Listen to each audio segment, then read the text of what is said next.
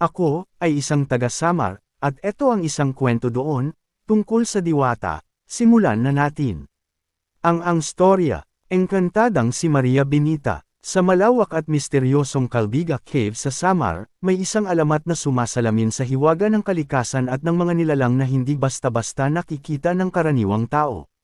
Siya si Maria Benita, isang diwatang nagbabantay sa kuweba at sa buong kagubatan sa paligid nito. Ang babala ng matatanda. Noon pa man, paulit-ulit nang ipinapaalala ng matatanda sa mga mangangaso at manlalakbay na huwag sirain ang kapaligiran ng Calbiga. Sinasabi nilang may isang mahiwagang babae na nagbabantay dito, isang nilalang na may mahahabang buhok, mapuputing kasuotan, at mga matang tila nag-aalab sa dilim. Ang sinumang walang paggalang sa kanyang kaharian ay maaaring mawala sa gubat o kaya'y makaranas ng kakaibang sakit. Ang babala ng matatanda. Noon pa man, paulit-ulit nang ipinapaalala ng matatanda sa mga mangangaso at manlalakbay na huwag sirain ang kapaligiran ng Calbiga.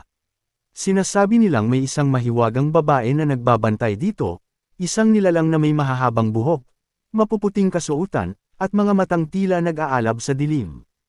Ang sinumang walang paggalang sa kanyang kaharian ay maaaring mawala sa gubat o kaya'y makaranas ng kakaibang sakit.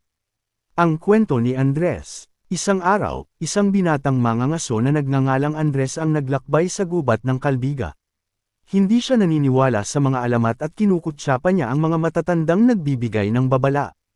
Hawak ang kanyang pana, pumasok siya sa kuweba upang maghanap ng hayop na mahuhuli.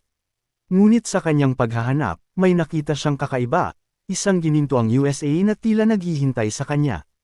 Napangiti si Andres. Mukhang napakaswerte ko ngayon, bulong niya sa sarili.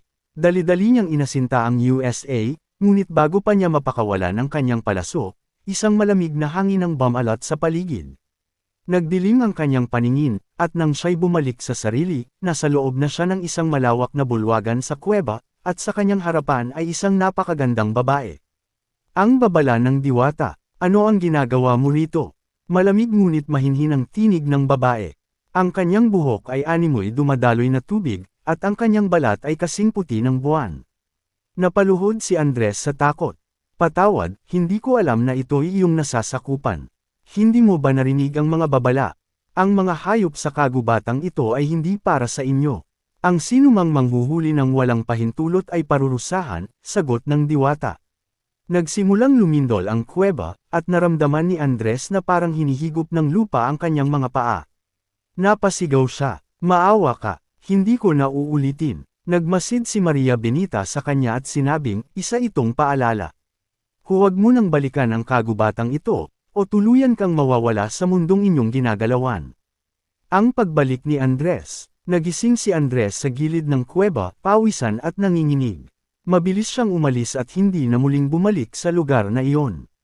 Simula noon, siya na mismo ang nagpapaalala sa iba. Huwag sirain ang kagubatan ng Calbiga, sapagkat hindi lamang ito tirahan ng mga hayop, kundi ng isang makapangyarihang diwata na handang ipagtanggol ito sa sinumang walang paggalang.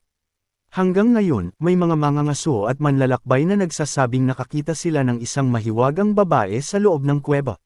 Sinasabing si Maria Benita ay patuloy pa ring nagbabantay, tinitiyak na walang sinumang sisira sa kanyang tahanan.